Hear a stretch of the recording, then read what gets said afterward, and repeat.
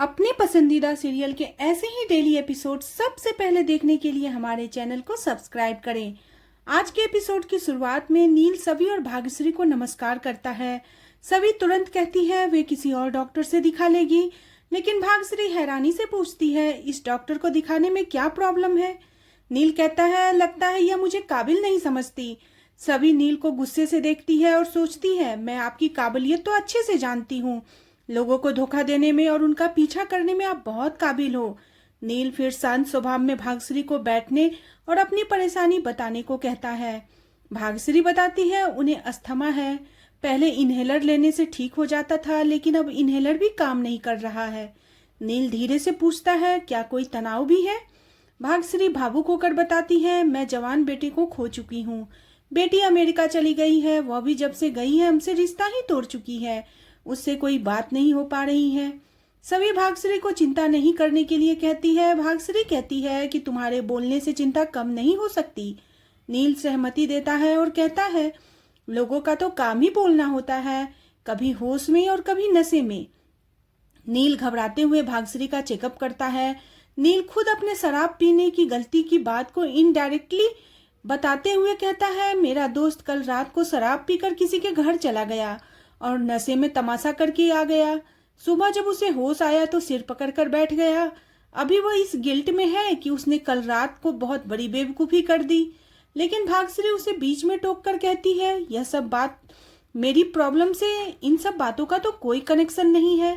नील माफी मांगता है और इसी बहाने सभी को सॉरी कहता है। सभी उसकी हरकतों से हैरान होती है। इसके बाद नील अजीब तरीके से बीपी चेक करता है और बात बताता है भाग्यश्री को कि सब कुछ ठीक है। नील को देखकर भाग्यश्री और सभी हैरान होती है। दूसरी तरफ मारुति रिद्धि से पूछता है क्या उसे कैरम खेलना आता है। रिद्धि मुस्कुराकर कहती है वह घर में खेला करती थी। वह बताती है रजत भैया और सई एक टीम में होते थे और मैं और सभी भाभी दूसरी टीम में होते थे। हम मिलकर रजत भैया को हरा देते थे। मेरी और भाभी की जोड़ी बेस्ट है। भाभी मुझसे प्यार बहुत करती है। लेकिन मारुति उसके दिमाग में सभी के खिलाफ जहर भरने की कोशिश करता है। कहता है कि यह उसकी गलतफहमी है, सभी को उसकी कोई फिक्र नहीं है, तभी तो वह स्विट्जरलैंड में ऐश कर रही है। रिद्धि कहती है मुझे तुम्हारी किसी भी बात पर यकीन नहीं है। मारुति कहता है मेरे पास सबूत है, तुम्हारी भाभी डॉक्टर नील प्रधान के साथ स्विट्जरलैंड में है। रिद्धि गुस्से में कहती है बकवास बंद करो वरना मैं तुम्हारा मुंह तोड़ दूंगी। मारुति रिद्धि को सभी और नील की फोटो दिखाता है और उसे भड़काता है। रिद्धि उदास होकर रोने लगती है और कहती है उसने सभी पर यकीन किया था लेकिन वो अपनी जिंदगी मजे में जी रही है। उसे लगा था कि सभी परिवार में सबसे ज्यादा उसे ही प्यार करती है। मारुति कड़वाहट से कहता है घर परिवार सिर्फ धोखा देता है, मुश्किल समय में यह रिश्ते जबरदस्ती के रिश्ते लगते हैं।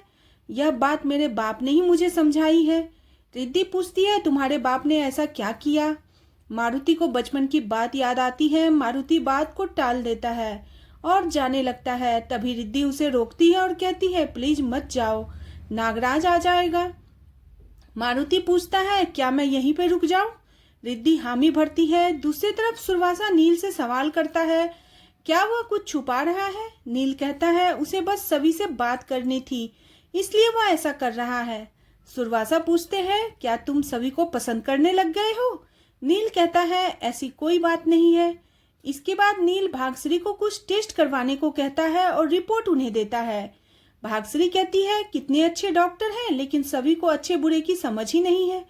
सभी सोचती है आपको अब पता नहीं है कि यह वही डॉक्टर है जिसकी माँ आपसे बहस करने आई थी।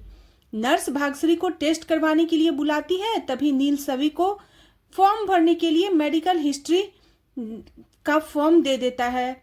फॉर्म भरते समय नील सभी से अपनी पिछले दिन की बर्ताव के लिए माफी मांगता है और कहता है वह सई को बहुत मिस करता है। सभी सख्ती से कहती है अगर उसे सच्ची माफी चाहिए तो वादा करे कि वह फिर कभी सई से नहीं मिलेगा। नील हैरान होता है और कहता है मैं ऐसा वादा कभी नहीं करूंगा। नील कहता है वह सभी को जानबूझकर दुख नहीं देना चाहता, लेकिन साथ भी यही कहता है कि सई भी उसे याद करती है, तभी तो वह उसे बार बार कॉल करती है। सभी हैरान होकर पूछती है तुम्हें यह कैसे पता। नील बताता है कि वह सुबह सभी के घर गया था, तब उसे पता चला कि वह सभी को सई के लिए एक पौधा गिफ्ट के रूप में देने के लिए कहता है। सभी मना कर देती है। नील कहता है कि मुझे सई की जरूरत है। नील बताता है जब सभी ड्यूटी पर जाती थी तब सई उसे रात को नींद न आने पर कॉल करती थी और वह उसे गाना सुनाता था। वह मानता है कि सई ने उसे सिखाया है कि किसी अपनों को खोने के बाद भी जिंदगी में आगे बढ़ा जा सकता है। नील कहता है इतना सब जानने के बाद भी अगर आप मुझे सही से नहीं मिलने दोगी तो मैं आपके घर आ जाऊंगा। सभी पूछती है क्या आप मुझे धमकी दे रहे हो। नील दुखी होकर कहता है मैं आपसे रिक्वेस्ट कर रहा हूँ, प्लीज आप मेरा नंबर अनब्लॉक कर दीजिए। सभी कहती है आपका गिफ्ट सई को दे दूंगी लेकिन उससे मिलने की इजाजत नहीं दूंगी। इसी बीच सई नील को देखती है और दौड़कर उसे गले लगा लेती है। उसी वक्त सई की दोस्त के माता पिता आते हैं और नील की तारीफ करते हैं। उसकी माँ बताती है नील बच्चों से बहुत ज्यादा प्यार से पेश आता है। वह फादर्स डे का जिक्र भी करती है। तभी सई सभी से पूछती है क्या इस बार हम फादर्स डे नहीं मनाएंगे। नील तुरंत कहता है बिल्कुल मनाएंगे। वह उन्हें फादर्स डे सेलिब्रेट करने के लिए लेकर आता है। इसके बाद सई की दोस्त उससे पूछती है तू केक किसके साथ काटेगी, तेरे पापा तो अब स्टार बन गए हैं। सई उदास हो जाती है। तभी नील धीरे से मुस्कुराकर कहता है सई मेरे साथ केक काटेगी। यह सुनकर सई खुश हो जाती है। इसके बाद नील और सई साथ में केक काटते हैं। यह पल बेहद इमोशनल होता है। सई बेहद खुश होती है। सई को देखकर सभी भी खुश होती है। सई नील के गले लगकर दिल से चाहती है कि उसके पुकी अंकल पुकी पापा बन जाए और सई मन में सोचती है कि जैसे मेरी परी आंटी परी मम्मा बन गई वैसे पुकी अंकल पुकी पापा बन जाए। इसके बाद नील और सई इशारों में बात करते हैं। केशव उन्हें देखकर उन पर शक करता है। तभी नागराज हॉस्पिटल में पहुंचता है और उसका इलाज करने के लिए कहता है। सभी उसे देखती है तो उसे शक होता है। नागराज सभी को पहचान जाता है और भाग जाता है। सभी उसका पीछा करने की कोशिश करती है लेकिन तभी भाग्यश्री उसे वापस बुला लेती है।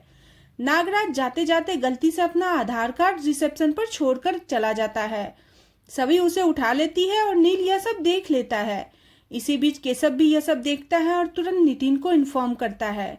सभी ने नागराज को देख लिया है। नितिन सोचता है श्रीचंद को इसके बारे में जानकारी देनी होगी। इसके बाद श्रीचंद गुस्से में मारुति को डांटता है कि नागराज सभी के सामने कैसे आ गया। वह मारुति को धमकी देता है अगर सभी नागराज तक पहुंच गई और उसे मेरे बारे में पता चल गया तो मैं तुझे और नागराज को यमराज के पास पहुंचा दूंगा। मारुति डरते हुए कहता है वह सब संभाल लेगा और अपने गुंडों को आदेश देता है सभी को किसी भी हाल में नागराज तक नहीं पहुंचने देना है। दूसरी तरफ सभी आधार कार्ड से नागराज के घर पहुंच जाती है। तभी भी नील वहां आ जाता है। सभी हैरान होती है और कहती है आप अपनी हरकतों से बाज नहीं आओगे। नील दरवाजा खटखटाता है और कहता है नहीं, आप सई की माँ हो, अब तो मैं और आपका पीछा करूंगा। सई ने अपने पापा को खोया है। वह अपनी बुआ को भी मिस करती है। अगर आपको कुछ हो गया तो वह बर्दाश्त नहीं कर पाएगी। आप सई की दुनिया हो, मैं सई को दुखी नहीं देख सकता। सभी नील की चिंता को समझती है। दोनों दरवाजा खटखटाते हैं। नागराज की पत्नी दरवाजा खोलती है। सभी कहती है हमें नागराज से मिलना है। सस्पेंस का माहौल होता है और इसी के साथ आज का इस एपिसोड खत्म हो जाता है। अगले एपिसोड में देखने को मिलेगा कि सभी नागराज को यह कहते हुए सुनती है कि उसने जो रिद्धि के साथ किया है उसके लिए वो उसे नहीं छोड़ेगा। यह सुनकर सभी गुस्से में नागराज पर टूट पड़ती है और उसे पीटती है। घर के अंदर से गोली चलने की आवाज सुनकर नील चौंक जाता है।